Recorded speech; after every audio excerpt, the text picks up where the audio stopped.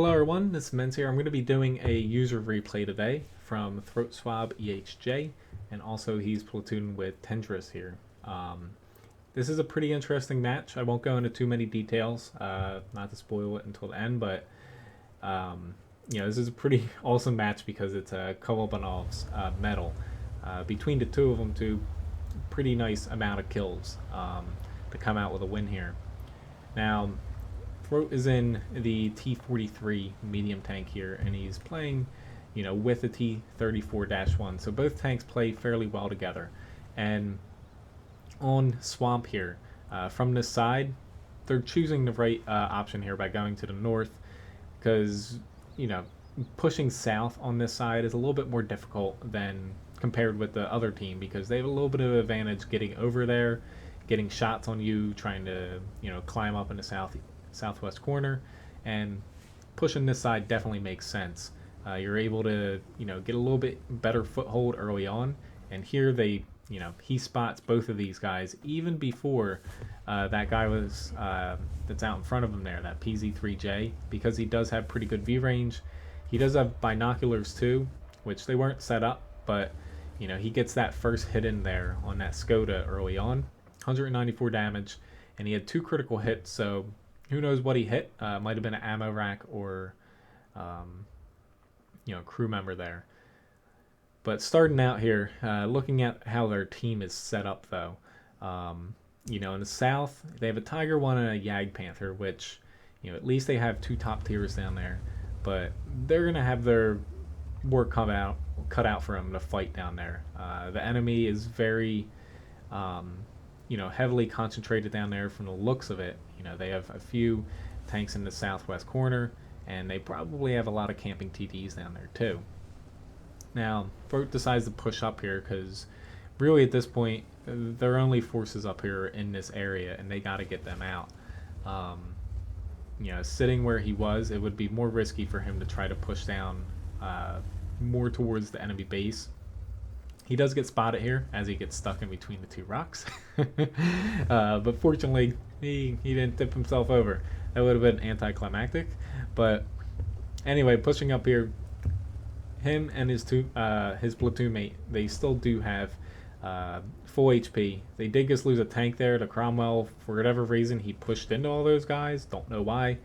But, it's still 3 tanks against 2 here.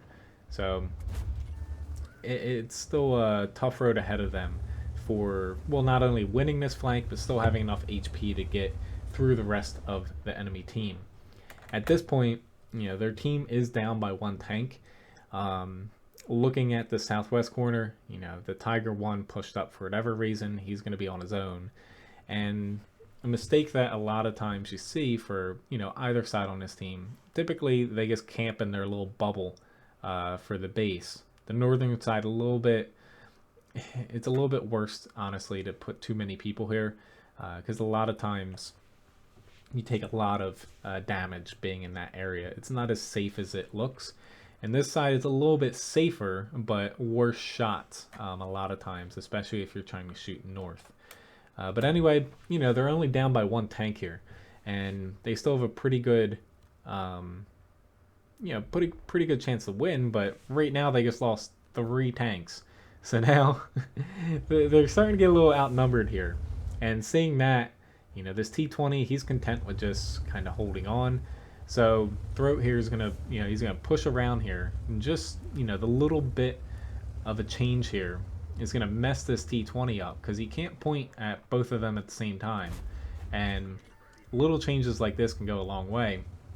And the Skoda is trying to flank right now, and he's easily going to get popped because he has no HP. The T-20 kind of left him out there to dry, but fortunately, kind of pushing out there to the side kind of ruined their little flanking tactic that they were trying to do there. How running into a SU-122-44 is definitely not the sight he wants to see right now. Even with APCR, penetrating him is going to be a little difficult. It's definitely, there's a chance that he can pen him, but it's not exactly the best scenario for him. Now, killing this T-20, low HP, not the same amount of firepower as the SU, but it's comparable, and taking out a tank is always better than leaving one alive, because it still does the same damage to you. Now, they fall even kind of further behind here as a team. They have 4 tanks left against, I believe, 9 enemies over there. Not 10 enemies. They have a Hellcat and an LEF H-18B2 at the base, so really counting on them to still be alive, in the next 30 seconds is not a good chance that they have here. But fortunately for Throat here, he still has a pretty good amount of HP, and so does his platoon mate. Let's just keep going here. But really at this point, this SU-122 needs to die. That way they can get out of this area. Fortunately for him, he's kind of peeking out here to try to get him to miss, and the SU finally ends up missing him, and he's able to kind of push up and flank him here, which surprisingly, this SU-122, he doesn't end up turning for some reason. It looks like he had a little bit of lag, or maybe he was in sniper view and kind of hesitated a little bit, or he thought that Tendrasir was trying to push up, and he was gonna shoot him there. But regardless, though, they're very, very quickly gonna dispatch him. And at this point, it's the 2 of them, and they still have 8 enemies to go through. Throat still hasn't picked up a kill, but a pretty good amount of damage at 1100 right now. And Tendrasir is, he's got 4 kills, and he was kind of holding the backside there. That way they didn't get flanked. Now at this point, a minute and 18 seconds left on the cap. They have to push back here. Running into a T-67, very easily take him out, and they get a nice shot on the IKEA 65. It's not the IKEA, but yeah. And they just barely tapping him destroyed that T-34. You might have missed that real quick, but he shot the T-34, and then the T-34 barely touched him. I'm not sure which one actually destroyed him, but regardless, took him out there pretty quickly. And now they're faced with getting through the rest of the enemies still. Let's just get back here. And right here, he's saved. He has an automatic fire extinguisher. If he did not have that, he would have lost a little bit more HP than he did there. That 1 HP, it kind of stinks he had to get a shot there on him and it didn't kill him. But at this point, these 2 little lights slip in, take out his platoon mate, and it's still looking a little grim here. There's 5 enemies left, and he has 810 HP. Now, there's only 40 seconds left on the cap, so getting back there is pretty key. And he's making the right choice not to just turn around and fight these 2 guys. He'll never get back to the cap at this point. So he does make the good choice by kind of stopping here, because there's just barely enough time. He gets a shot on the MT-25. The light rams him.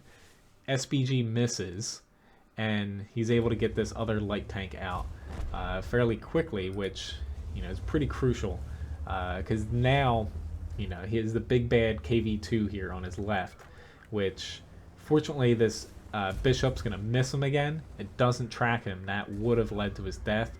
The KV-2 just missed, and the AMX ELC got off the cap. Had the AMX ELC stayed just on the cap, he probably would have capped out. But unfortunately for him, he makes a critical error, and Throat here is able to dispatch him very quickly.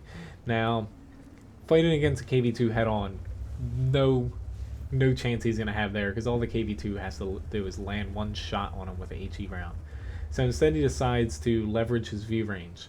While the T-43 doesn't have the best view range, it is fairly good for its tier, and when stacked up against a KV-2 and a Bishop, you're going to outspot both of them. Plus, he has binocs, so adding that on, he's going to be able to fire without being seen, as long as he doesn't get snuck up on. So putting a bit of distance between him and the KV-2 Very good idea. And at this point, he has 2,414 damage. But even though he's down a tank and it's just him against these two guys, he still has the leg up on him. He spots his KV2 behind him, and he's able to get a couple more shots on here. Fortunately, this first one hits for him, and this next one here, drops him down to a one-shottable level, unless he gets a very, very RNG dependent low roll. But at this point, KV2 never saw him there. He knows where he was getting shot from, but he never saw the tank. So the KV2 driver, instead of, say, going to the flag, pulling him in, or going into cover, decides to push up against him, which the binocs, they just barely activated there, and the KV2 got spotted right away. And, yeah, fairly good use for them there. The KV2 never saw him coming, essentially. And now it's down to this poor bishop to fight against him, which he's still not, out of the woods yet, because one shot from a bishop can easily take him out. And say the bishop tracks him, bishop can reload pretty quick to where he'd be able to get a second shot off, potentially killing him as well. So pushing up through the center here is a good idea, since it's harder for an SVG to hit a target coming over a hill. It's a smaller profile, but at the same time, if you spot him in the wrong spot, it could be hard backing up, because you can't exactly just dive right into him. But he decides yet again to kind of use his V range here to basically do his advantage. He's going to go out on the cap, which is very wide open on swamp. It's kind of unique for this map, where the flags are pretty tucked into a area with no cover whatsoever. But it does work well for as far as if you're playing the vision game. Now the bishop, he could have went up the 8-9 line, kind of unlikely though, if he actually wanted to get shots on him. So instead, the bishop's most likely going to be over, in the 1, 2, 3, 4, 5 line. And unfortunately for the bishop, his view range is pretty poor. Even without binocs, he'd be able to spot the bishop before he saw him. So he's a pretty good, command here of the match, because the bishop has to come to him or just start randomly blind firing, which rarely works for an SPG. But we have a minute left on the cap, and at this point, pretty damn good match so far. Hopefully he can finish it off, and it would be a kind of like a kick in the nuts for him at this point for the bishop to take him out here. But fortunately, he spots this bishop. He spots him a little bit within the V range circle. So the bishop did spot him, because you see here at the end, he's going to miss this shot. The bishop does pretty much point directly at him, and luckily he gets that last hit on him and takes him out there, and he secures the win. Now, moving to recap here, you got an Ace Tanker Award, Kolobanov's Medal, Crucial Contribution, High Caliber, and a Top Gun Award. And then moving to damage-wise, 3,300 damage between him and his platoon mate. They rack up 12 kills between one another with 6 each. And damage-wise, both of them easily out-damaged their entire team combined. And Throat, with himself, he pretty much carried the team damage-wise. And, I didn't really do the math between the rest of the team compared to just Throat, but it's a fairly close margin.